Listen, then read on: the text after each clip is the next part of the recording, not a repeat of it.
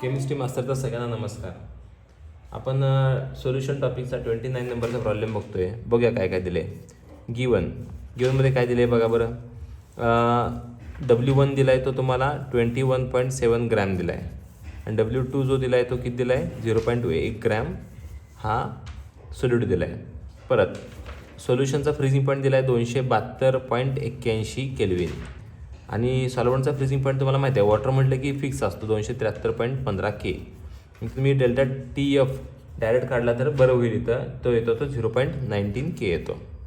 परत पुढं किती 0.15 घेतलं तर बघा बरं 273.15 वजा 272.81 पाचातनं 1 गेले 4 आले 11तनं 8 गेले 3 आले 0.34 हा डिफरन्स आला KF डेल्टा TF.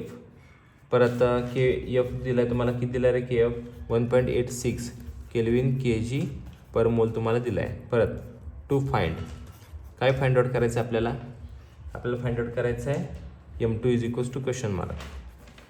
परत फॉर्म्युला काय आहे M2 is equals to KF into W2 into 1000 upon delta TF into W1 आणि कॅल्क्युलेशनमध्ये काय आहे सगळ्या व्हॅल्यूज पुट करायच्या. M2 is equals to KF किती आहे बघा बरं 1.86 into 0.1 into 1000 upon 0.34 into W1 किती आहे 21.7.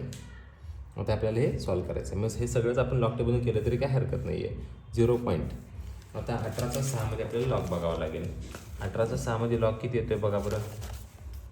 18/6 लॉग 18/6 येतो आहे तो 26.95 प्लस 0.1चा 1.0000 प्लस 3चा 3.0000.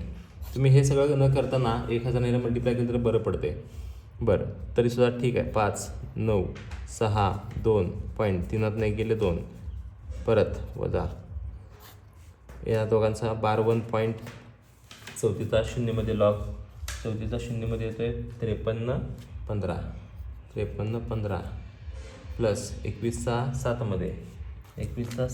येतो आहे 33.65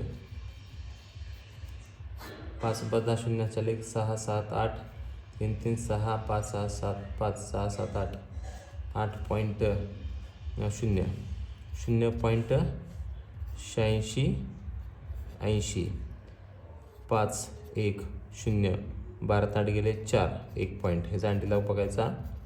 40चा 1 5 अँटीलॉग आपल्याला बघावं लागेल.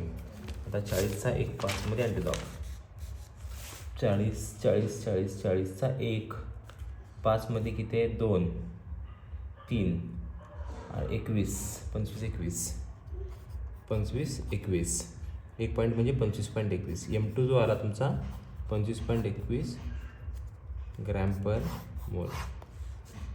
थँक्यू.